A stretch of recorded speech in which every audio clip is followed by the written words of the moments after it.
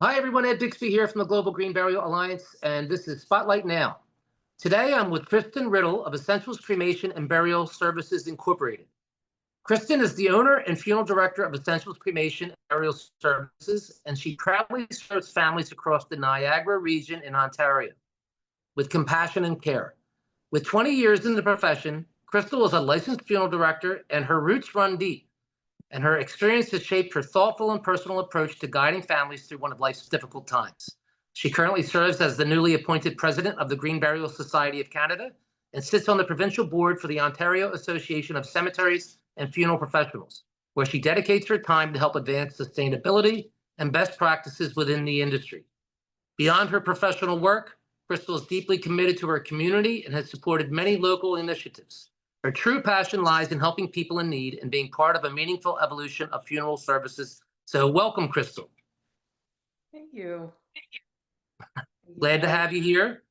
Thanks. Uh, we're really looking forward to introducing you to the GGBA family. So, why don't we get started by learning a little bit about the history of Essentials Cremation and Burial Services, as well as the communities that you serve. Okay, so I personally opened Essentials in 2017. I started it kind of right from ground zero and up. I built everything within the four walls of my little space in Niagara Falls.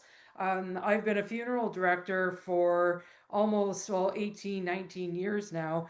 And I had worked within the profession and decided that I wanted to do something for myself. So that's why I wanted to create my own little place. And I wasn't born into a family business or anything like that. So hence why I had to really like create what Essentials is. And I started with Niagara Falls, which was my first primary location. And then eventually, a few years later, I was able to open up a second location within the Niagara region, not too far away. But it was built in, we opened in Welland, Ontario as well. So I have one in Niagara Falls and one in Welland.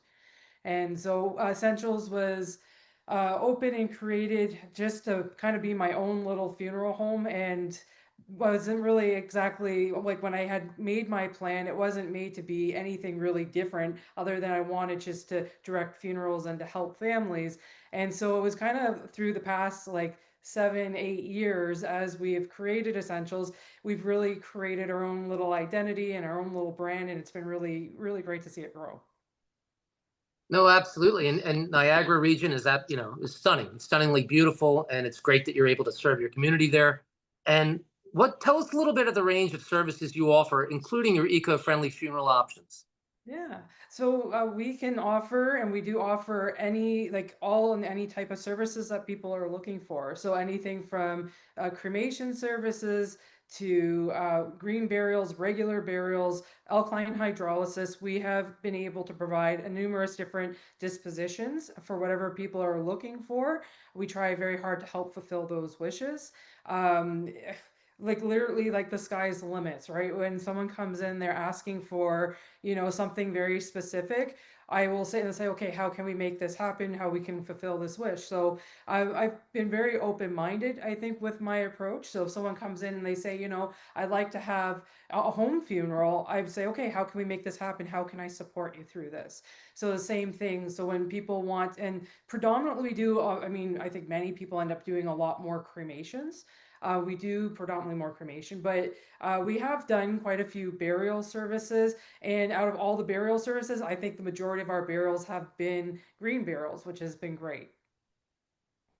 No, absolutely. And we commend you for going out on your own, because then, the beauty of what we do is having the freedom, to fulfill these wishes for people when they do have things that maybe are outside of the box, let's say, or something that's not of the norm. And, it's wonderful to hear that you've had, a lot of natural burials. And was there anything, that piqued your interest with natural burial, or was it a personal choice to offer these services, or was it a community need or demand?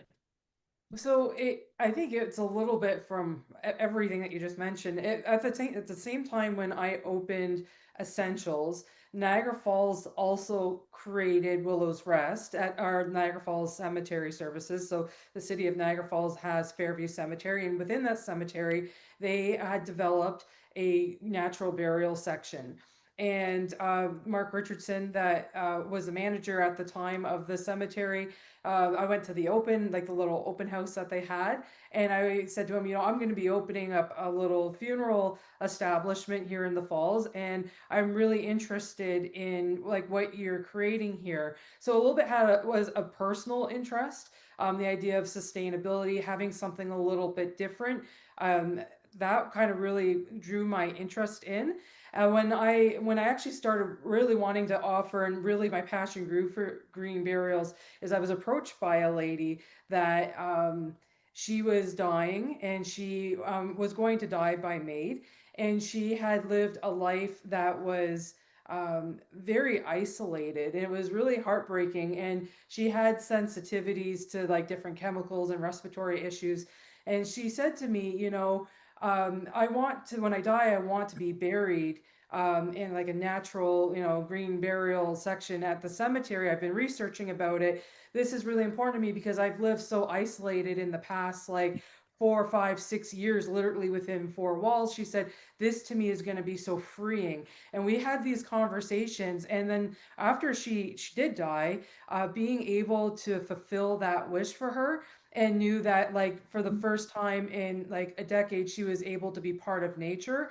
There was a passion that just really grew from that alone. And I continuously see that with families, you know. I could see they all share like such a great, you know, vibe with connecting with green burials or natural burials. And so that's where my interest and my passion really started to grow, because it was such a desire, or something that they found peace with. And for me, someone that likes to help people, I was really wanting to be able to help people with that and to fulfill those wishes.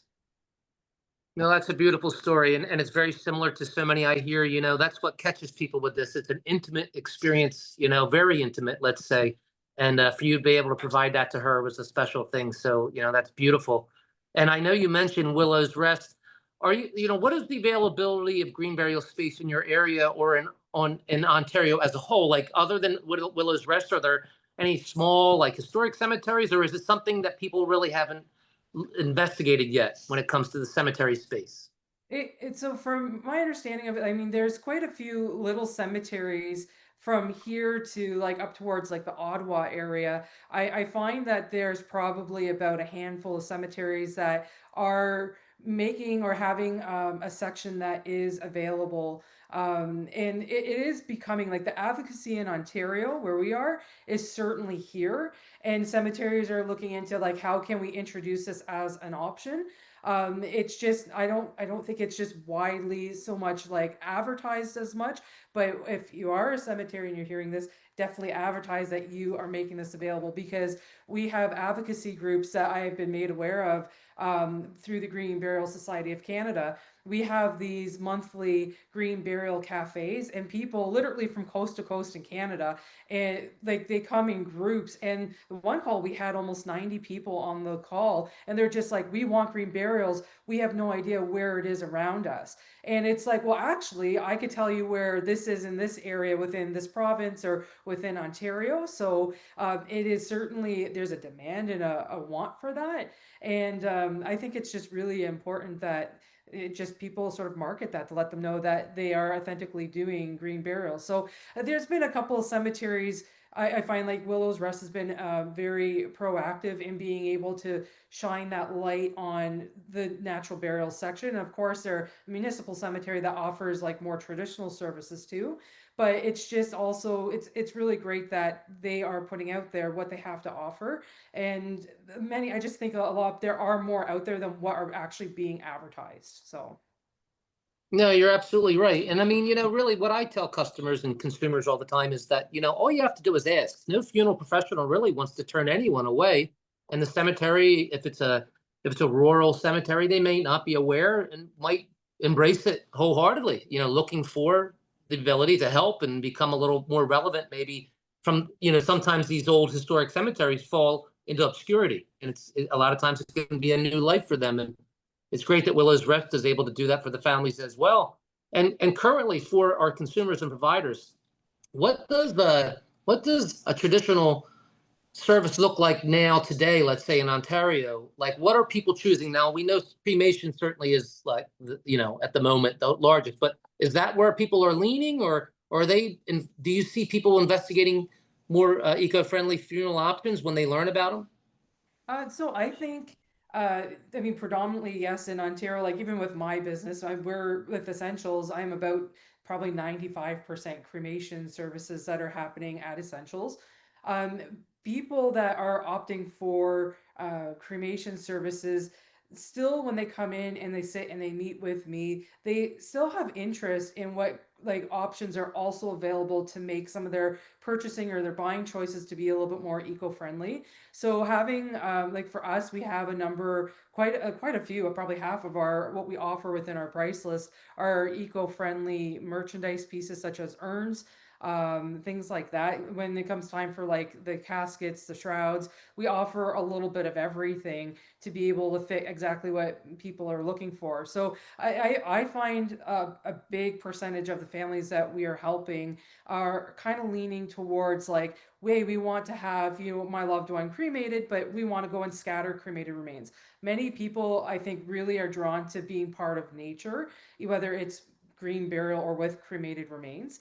And so when people are choosing to have cremation take place with the idea of scattering, that my whole intention, my idea with that is always making sure that people have a plan.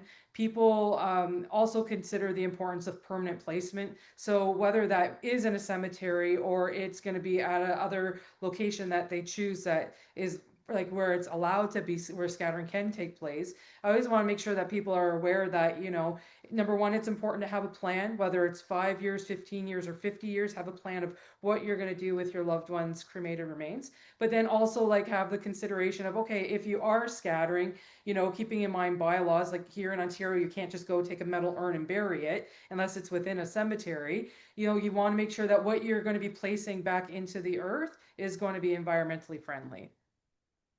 Absolutely. And you make a very good point. And for the listeners, a lot of people don't associate, let's say, flame-based cremation with natural burial or green services, but it's the disposition of those, that really makes a really big difference. And to explain that, if every living human being were to plant a tree, let's say, for instance, in memory of their loved one, what world would we live in? A very drastically different world. So I see a lot of cremated remains that become what we call tree of life and, scattering. So, it's good for people to understand that because you made a point of, what's your plan? 5, 10, 15 years, 20 years. And that's what I seem to find is a lot of people say, I've had my grandmom's ashes on the mantle, and this is a lovely way to memorialize her. So there's so many different ways to do it.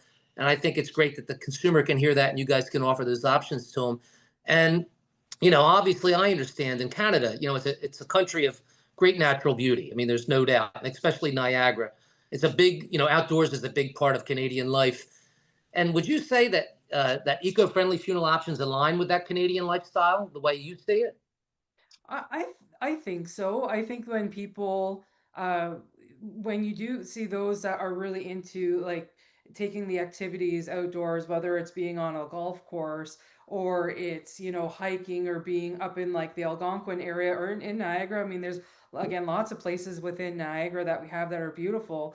I think a lot of people, when they have a personal connection with that space throughout life, a place where they find their peace or their serenity, I think that that's where people are like, hey, if I was to die, what better place could I ask for to be like to spend like my eternity to be there, right? It's just a place that brought them happiness. Right, absolutely. And through the advocacy and the education that the Green Burial Society of Canada provides with these death cafes, the awareness is key. So I mean, it's great that this can happen and you guys can provide that. And this always brings me to my favorite part of the interview is, where do you hope to see Essentials cremation and burial services and green burial on a whole in Ontario, let's say in the next 5 to 10 years? What would be a perfect scenario for you?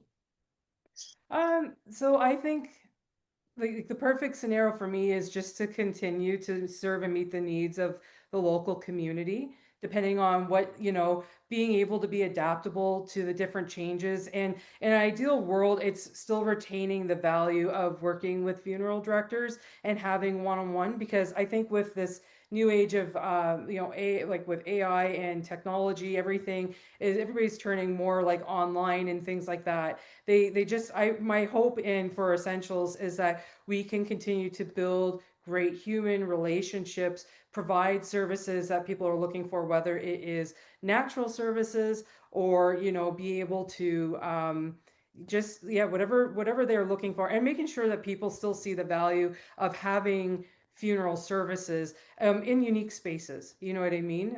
Being able to have services that are held not necessarily in a traditional four walls of a funeral home, but making sure that the people have the gatherings and the coming together. I think definitely through COVID, people were able to see that without having like gatherings and having that time together, people really miss that time of like embracing and be able to support each other in person. And now over the past few years, seeing people really rebuild the blocks on what we find to be as sort of normal and traditional, I think it's really important that people sort of embrace that, and we have a chance to mold and really create what we foresee as our like new tradition. So as long as, like, I guess the biggest goal for me with Essentials is just to enjoy the next half of my career, which is another 30 years to go, and then just really I just really embrace seeing how people are and how the profession has changed, how people have changed, but just be accommodating to the change, because our industry is certainly, I find, very slow to change, and they don't welcome it as great. And I think I'm really embracing to that, and want to be very open-minded to that. So Well, and you're very wise to do so. And and you made a good point that the funeral professionals are an integral part of what we do in helping families and serving them.